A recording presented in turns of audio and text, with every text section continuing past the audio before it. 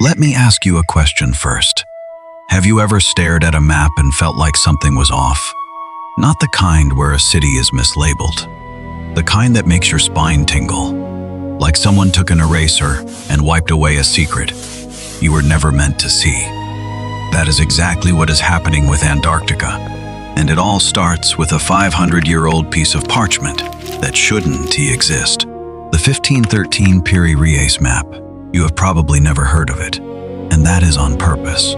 Piri Reis, a Turkish admiral and cartographer, drew this map in 1513. He said he used ancient scrolls and explorers' notes that were centuries older than Columbus. Here is the kicker.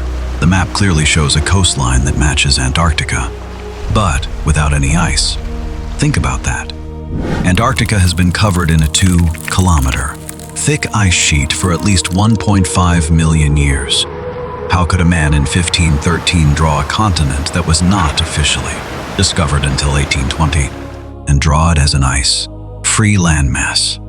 Some say it is a hoax. Others say it is proof of a lost civilization, Atlantis maybe, or an advanced society that mapped the globe long before we did. But here is what does not add up. Pull up Google Earth and zoom in on Antarctica. Large swaths of the continent are blurred, not just slightly fuzzy, pixelated, smudged, like someone intentionally covered it up. Why? If it is just a frozen wasteland, why hide parts of it from the public? Let us dig deeper. McMurdo Station, the largest research base in Antarctica, is run by the US but not by the government. It is operated by defense contractors like Raytheon. You know, the same company that builds missiles and military drones. Think about that for a second. A research station in the middle of nowhere, run by a weapons manufacturer. What are they really researching there? The official story is climate change and polar biology, but insiders have leaked stories. Restricted zones, unmarked aircraft, scientists who disappear after asking too many questions. Then there is Blood Falls. It is tucked away in McMurdo Dry Valleys, a desolate region where temperatures never rise above freezing, and it has not rained in 2 million years. A river of blood, red liquid gushes from the ice. It is not blood, of course, but it is just as haunting. That red color, it is iron oxide, from 5 million year old bacteria trapped beneath the ice. They oxidize as they finally reach the surface. These bacteria have not seen sunlight in 5 million years. They do not need it. They survive on iron and sulfur in a world that should be lifeless. And we are just now discovering them because someone did not want us to look too closely before. You are standing there, boots crunching on the ice. In one hand, you hold a copy of the Piri Reis Map. In the other, a phone showing Google Earth's blurred pixels. The wind is howling, cutting through your jacket like a knife. The red glow of Blood Falls flickers in the distance. Your textbook says Antarctica is a frozen, uninhabited continent, a scientific preserve. But your eyes are telling you something else, something secret, something dangerous. This is the forbidden paradox. A 500-year-old map that shows a world we are told did not exist.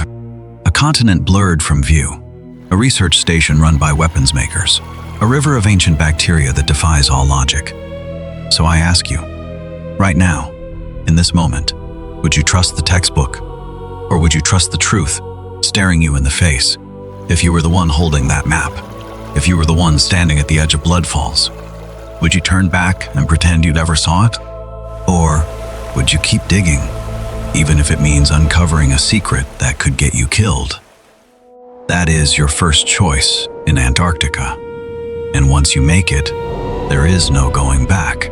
Antarctica is not just a frozen wasteland. It is a meat grinder. Every single day is a fight for survival. The smallest mistake means death, and home is the only prize worth fighting for. No one knows that better than the creatures that call this hellish paradise home. Let us talk about the migration gamble. Every mile, every wave, every second, it is a bet with death. First, the rockhopper penguins. These little birds are barely a foot tall.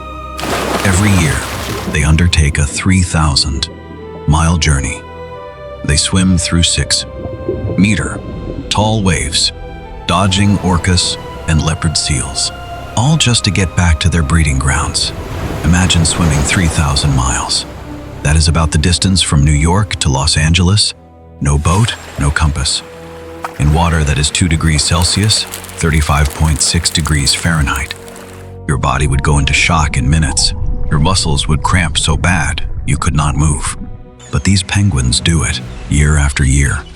Because if they do not, their chicks will starve to death. I have seen footage of them diving into waves that could crush a human in seconds, popping back up, gasping for air. Their feathers caked in salt and ice, but they never stop. They do not have a choice. Stop, and they die. Slow down, and a predator catches them. So they keep swimming, their tiny bodies pushed to the absolute limit. 3,000 miles of fear, 3,000 miles of pain, 3,000 miles of one more stroke, one more wave, one more day. Then there is the wandering albatross. It has a wingspan of 3.5 meters, 11.5 feet, the largest flying bird on Earth. Every year, it flies more than 70,000 miles. 70,000 miles. That is nearly 3 times around the world. And it does it all for one reason, its mate. Wandering albatrosses mate for life. Every year, they return to the same spot, on Antarctica's shores, to breed. They fly 70,000 miles, searching for food, braving storms, enduring extreme cold, just to be with the one they love. If their mate dies, some albatrosses never mate again. They fly alone for the rest of their lives. 70,000 miles a year, searching for something they will never find. But the most brutal part of the migration gamble, the chicks.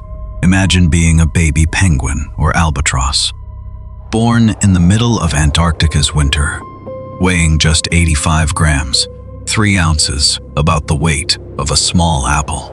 You have just 3 months to gain weight, grow feathers, learn to swim or fly, because when the polar night comes, temperatures drop to minus 60 degrees Celsius, minus 76 degrees Fahrenheit, and there is no food. If you do not reach at least 2.5 kilograms, 5.5s, by then, you will freeze to death in your nest. No exceptions, no mercy. I have watched chicks starve. Their parents fly hundreds of miles a day to find food, only to come back empty-handed. I have watched them huddle together, their downy feathers no match for the cold, their tiny bodies shaking until they go still. It's not cruel, it's nature. But here's the thing, every single one of these creatures fights. They do not give up. They do not surrender. They keep going, even when all hope seems lost. Now, put yourself in their place. You are a rockhopper penguin halfway through your 3,000-mile journey. You are exhausted. Your wings are sore. Your body is freezing. And then you see it, a pod of orcas circling, waiting for you to make a mistake. The waves are 6 meters tall, crashing down around you, threatening to pull you under. You can turn back, but that means your chicks will die. You can keep going, but that means facing the orcas, facing the waves, facing the very real chance you will never make it home. Every step is a life or death gamble. Would you fight? Would you keep swimming, even when your body is begging you to stop? Would you risk everything for your family, for your home, or would you give up? Let the waves take you, let the orcas win. Because in Antarctica, there is no middle ground. You either fight. And the worst part, the creatures here do not have a choice. But you do. So, what do? Let us get one thing straight. Antarctica is not a continent, not the way you think. It is not a single landmass covered in ice. It is a collection of broken islands, stitched together by a 2-kilometer thick ice sheet. That ice is so heavy, it has pushed the land itself 600 to 1,000 meters below.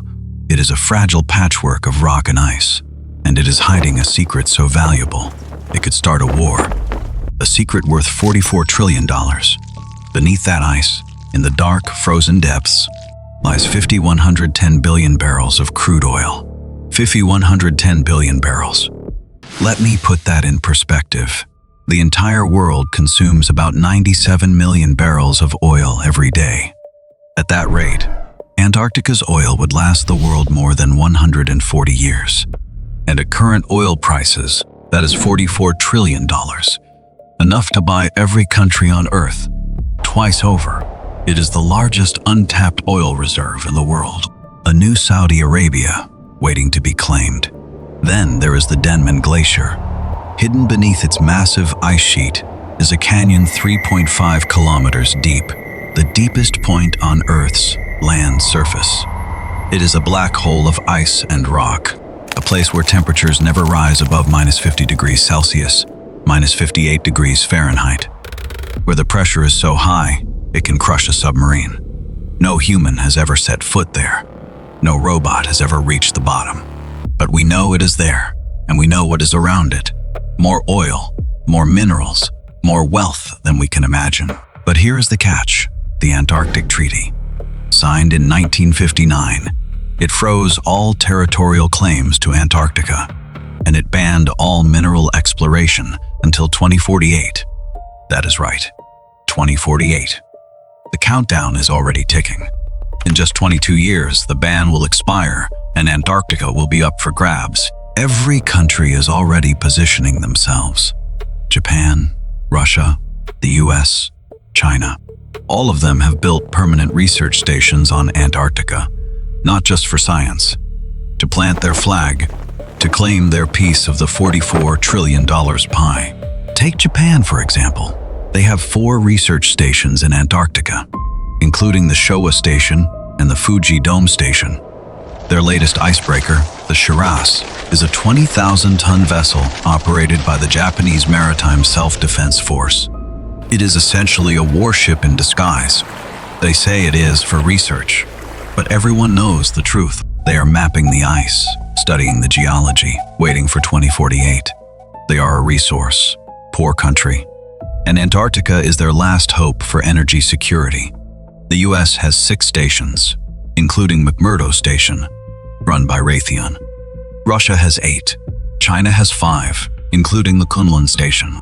It is built at the highest point of the Antarctic ice sheet, 4,087 meters above sea level, where temperatures drop to -50 degrees Celsius. Every station is a foothold. Every scientist is a spy. Every research mission is a chance to stake a claim. And when 2048 comes, all bets are off. Now, imagine you are a scientist at one of these stations. You are standing on the ice, 2 kilometers above trillions of dollars in oil. The temperature is -30 degrees Celsius, -22 degrees Fahrenheit. The wind is so strong, it could blow you off your feet. You know 2048 is coming. You know countries will fight for this land. You know if you tell the truth about what is under the ice, you could be silenced. But you also know, if we exploit this oil, we will destroy Antarctica. We will melt the ice, kill the creatures, trigger a global climate disaster no one can stop. You hold the fate of the planet in your hands. When the countdown hits 0 in 2048, would you fight to protect Antarctica? To keep it as a scientific preserve? To save the creatures and the climate? Or would you betray everything you believe in? Sell the secret, become rich beyond your wildest dreams. Remember, this is not a hypothetical. It is going to happen, and you are the one who has to choose. So, what do you do? The 13th of January, 2025. That is the day Antarctica woke up. That is the day a chunk of the George V. Ice Shelf, bigger than Chicago, collapsed into the ocean. 30 kilometers long, 17 kilometers wide, 500 feet thick. It took less than an hour to break apart, sending billions of tons of ice into the sea, triggering a tsunami that reached the coasts of South America. But the collapse was not the worst part. The worst part was what it revealed. When the ice broke, scientists sent underwater drones to explore the newly exposed area. What they found made their blood run cold. A 33-foot long 10-meter-long phantom jellyfish floating in the dark, icy water. Not a normal jellyfish. This one had no tentacles, no eyes, no mouth. It did not need sunlight to survive. It fed on sulfur and methane, chemicals that seep from the ocean floor, a process called chemosynthesis. It was a creature from another world, a creature that should not exist, but it was not alone. The drones found dozens of them, swimming in the depths, along with other extreme microbes, bacteria that can survive in -20 degrees Celsius, fungi that feed on rock, creatures no one has ever seen before.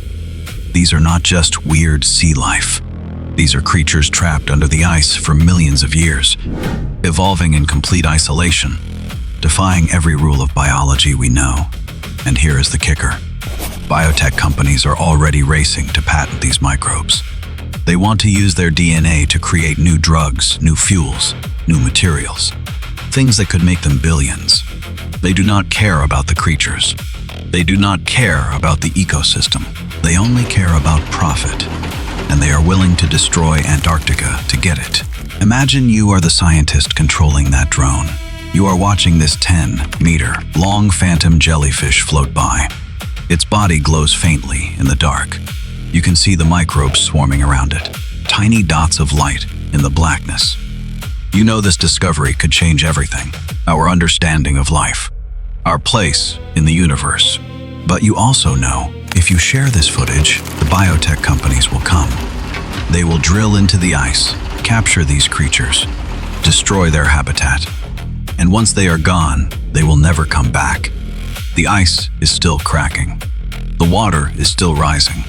The phantom jellyfish are still swimming, unaware of the danger. And you are the only one who can stop it.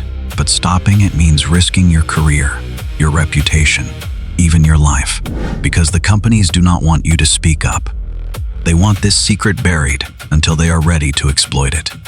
This is the abyss staring back at you. When that 500-foot thick ice cracked open, you saw something that shattered everything you thought you knew about life. Was it a miracle? A sign that life can survive anywhere, no matter how harsh the conditions? Or was it a warning? A reminder that some things in this world were never meant to be disturbed. Things that could destroy us if we are not careful. Would you keep the secret to protect these creatures? Or would you share it to warn the world? Would you see them as a wonder of evolution? Or as a forbidden horror that should be locked away forever? This is your choice. It will define the future of Antarctica and of humanity. So, what do? Antarctica is not just a continent. It is a library of time. For 1.2 million years, the ice has been collecting dust particles, air bubbles, traces of life, preserving them perfectly. Like pages in a book, every layer of ice is a year. Every bubble is the breath of the past. And when we drill into that ice, we are not just taking samples. We are reading the history of our planet. Scientists have drilled 2.8 kilometers into the ice, pulling up 1.2 million year-old ice cores. These cores tell us things we never knew. They tell us the Sahara Desert was once a lush oasis, with rivers, forests, wildlife. They tell us Earth's climate has swung between extreme cold and extreme heat over and over again. They tell us the ice cap is alive. It breathes, shifts, like a giant, frozen lung. But here is the most terrifying part. The ice is talking to us. It is telling us we are in trouble. The carbon dioxide levels in the air are higher now than they have been in 800,000 years. 50% higher. In fact, the ice is melting faster than ever. Sea levels are rising. The phantom jellyfish, the blood falls, the ice collapses. They are all warnings. Warnings that we are pushing the planet too far, that we are risking everything for greed and power. We have seen this before. The ice cores tell us civilizations have risen and fallen because of climate change. The Sahara was an oasis, then it became a desert. The ice sheet has melted before, and it will melt again. But this time, it is different. This time, we are the ones causing it. This time, we have the power to stop it. Now, you are standing at the edge of the ice, holding a piece of that 1.2 million year-old ice core. It is cold, so cold it burns your skin. You can see the tiny bubbles inside, trapped for 1 million years. You can see the dust, the traces of life, the the history of our planet. And you realize something. Antarctica is not just a library. It is a mirror. It reflects who we are, our greed, our courage, our hope, our fear. The Piri Reis Map, the blurred Google Earth pixels, the $44 trillion in oil, the phantom jellyfish. The blood falls, they all lead to this moment. This is your final choice. Antarctica is waking up. It's recording our choices, just like it recorded the Sahara's transformation, just like it recorded the ice ages, just like it recorded the rise and fall of civilizations. It will remember what we do. It will remember if we chose greed over hope, destruction over preservation, if we ignored the warnings until it was too late.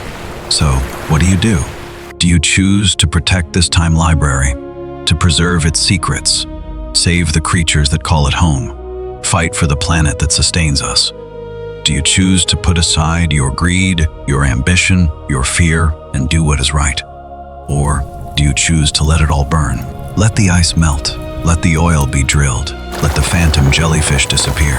Let the past be forgotten, the future destroyed. This is not a game. It is not a movie. This is real, and the choice is yours. Antarctica is waiting. The ice is watching. History is recording. So tell me, what do? Leave your answer in the comments. And remember, every choice has a consequence. And in Antarctica, there is no going back.